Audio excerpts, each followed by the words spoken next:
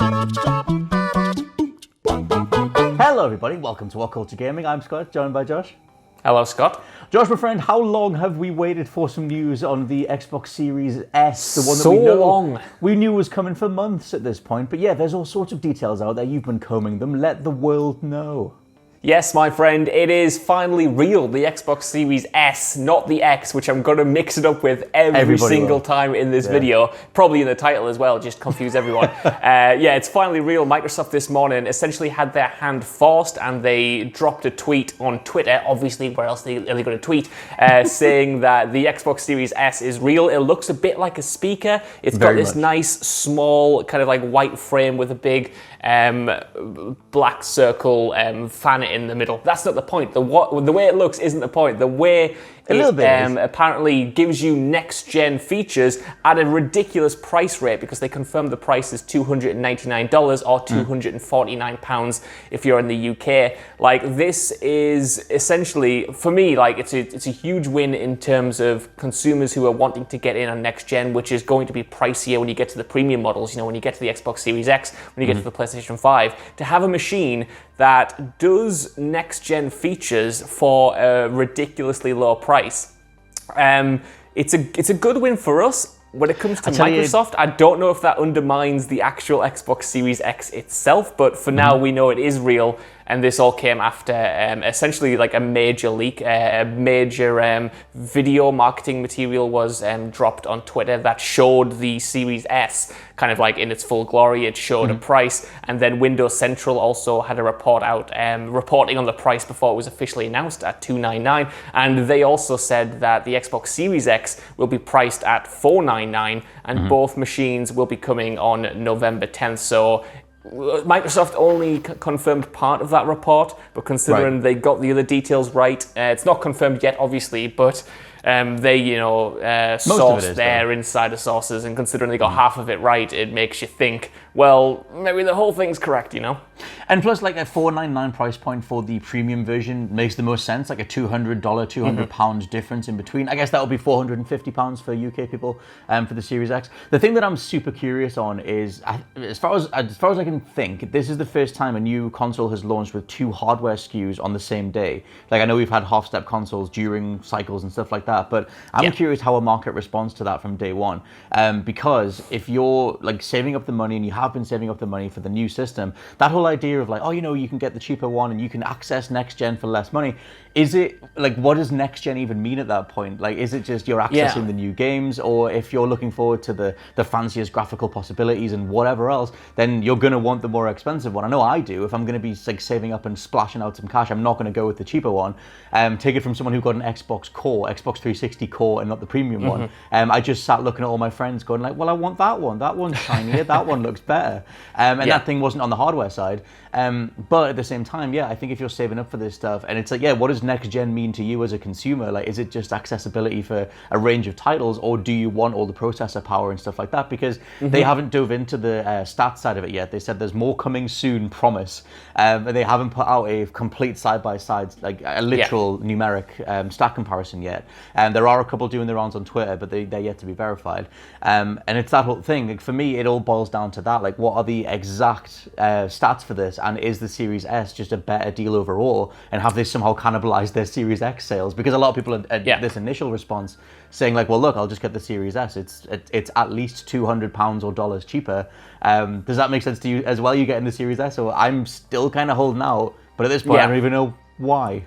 Well, totally, man. Like you said, they haven't officially announced the exact kind of, specs that are going to be in this box. All they've shown is the console, the price. But at the end of the leaked video, which initially showed this, like, that full version has been uploaded to Twitter now, and that apparently boasted 440p up to 120 frames per second. Apparently, it's all digital, which will cut the cost in a substantial way. It has a 512 gigabyte SSD, and it does 4K upscaling for games. So, like I said before, it's got like, there's some stuff, yeah, you can say it's got next-gen features in there. It has some next-gen features in there. And I do think it makes it more of a proposition for people who are potentially going to get the PlayStation 5. Like, I wasn't going to get both of the consoles side by side because it was just too much money. But now if I can get like, the entry-level next-gen Xbox alongside a PlayStation 5 to play, Xbox games that they've already said will be playable across Xbox One and the new machines. Like that is a much more enticing proposition to me personally, and it does kind of undercut the Xbox Series X. I think and I know we keep bringing up Halo, but I think if Xbox Series X had like that killer app at launch, had the game that made you convinced that you need to buy the premium edition because you need all the fancy bells and whistles, then I don't think it would be a problem. But because we don't have that game, or at least we don't know about that game yet, just looking at the two consoles side by side, looking at the games that have been announced, like for me, I would be tempted towards the S. And ultimately, I think Microsoft doesn't care. Like as long as they get people in, as long as they get people on Games Pass, which this theoretically would, because there's no disc drive, so you would get Games Pass, you're more inclined to do it. Like you get people on the Xbox platform. Maybe it is a win. Maybe it's good. Maybe they don't see the X as kind of like the flagship console in a sense that needs to be the one that makes the money. Maybe they're just seeing both these machines as different ways to get like people in the community in the Xbox ecosystem.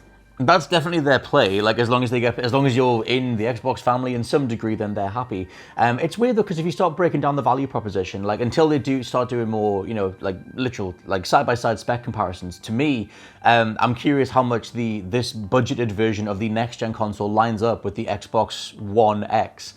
Because that was the top tier of the previous generation. Is that even close to what they're, coming in on the bottom end of the next generation? What's the crossover there?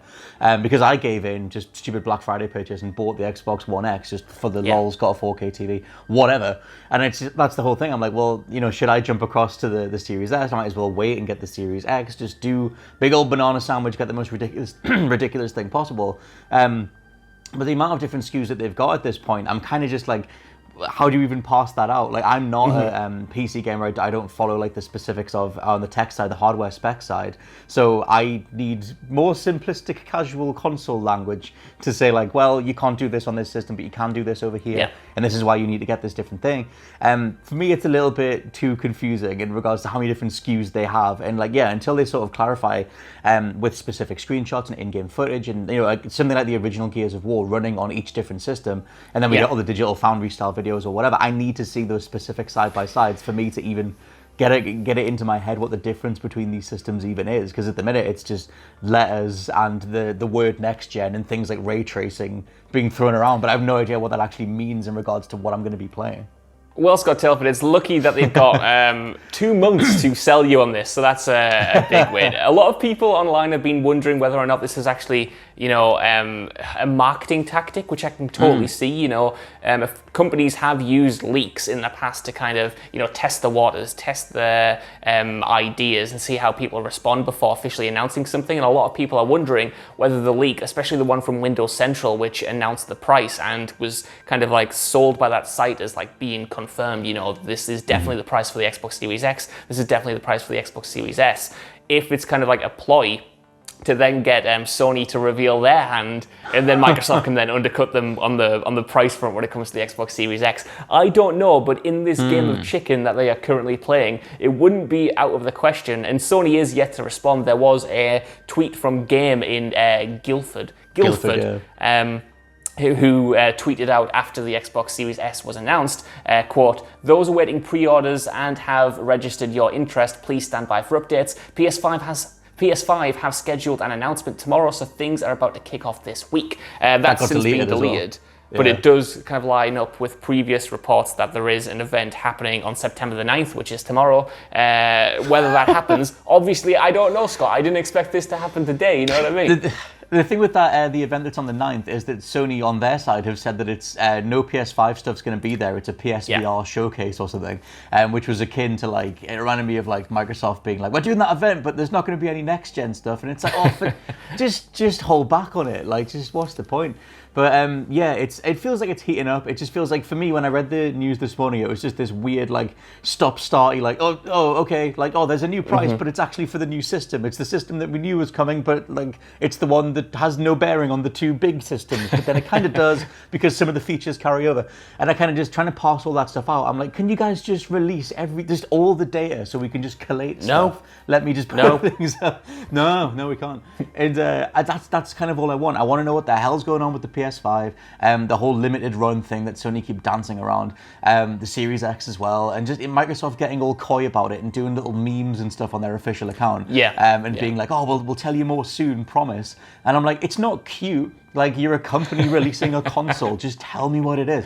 And so, and so for me, and part of it's going to be the cynical part of me that's built up over, 30 years of being in this, of following this industry, is just that thing of like, well, what exactly do these words mean in literal game, like in-game footage? Like, I want to see the comparisons. I want to see like what these ray tracing and whatever else, variable refresh rate. I don't even know what that means. I want to know what that means in-game. And so I'm kind of just sat here going like, I guess so. That's cool, but I'm not seeing anything, Yeah. I need to see something. I need to see these consoles in action. I need to see a proper side-by-side. And the Windows Central reports did say that Microsoft are gearing up for another event, but we've been hearing this about both companies since like June or something. Yeah. Every single month is the new month they're going to show something off. And that obviously has not happened yet. You mentioned the memes there on Twitter. And honestly, that's part of it. That's part of why I believe in a way that it might have been a calculated kind of marketing stunt, because they were too quick on that. They were too quick to post a few memes. They were too quick to respond. I was like, is this all one big play? Is this all one big gamble? And it is kind of working if it is, because people are now talking about it. People are talking about the Xbox Series S. Whether or not that's going to be effective in the long run, I don't know. But I do know, Scott, that I think the console itself looks pretty sick. A lot of people have been taking the mick out of it for looking like a speaker. Yeah. But I like that it's got all of those vents and fans on it, because there's nothing worse than my PlayStation 4 Pro right now threatening to take off every single day. So if it needs to look a bit ugly, to have all those fans and all those vents, I'm all right with it. I'm fine. It does. It looks like a speaker. It looks like an old Vox speaker, and it just that is fine. And I can tell why they've done it. Like you said, it's like they're going to reduce the form factor, so they need a much bigger air vent to offset everything. I guess it's fine. For me, I like the look of the Series X. I like that tall speaker thing and put the vent on the top, as opposed to this, which people are already saying looks like a drive-through intercom system. Like this, Xbox will take your order. But yeah, it's interesting stuff. I think we'll probably end up being, we'll do another video tomorrow if the Sony thing is true, because it seems like September is the month when all things converge. There's both Sony and Microsoft and Ubisoft apparently have a conference as well, or something to show off as well. So we'll keep on top of all of it. But let us know what you think down in the comments below of the Xbox Series S. What your general thoughts on which system you'll go for? Do you tend to save up for the premium version, or would you settle, quote unquote, settle for something a little bit less? For now, I've been Scott from WhatCulture.com. I've been Josh from WhatCulture.com. And we'll catch you next time. Bye.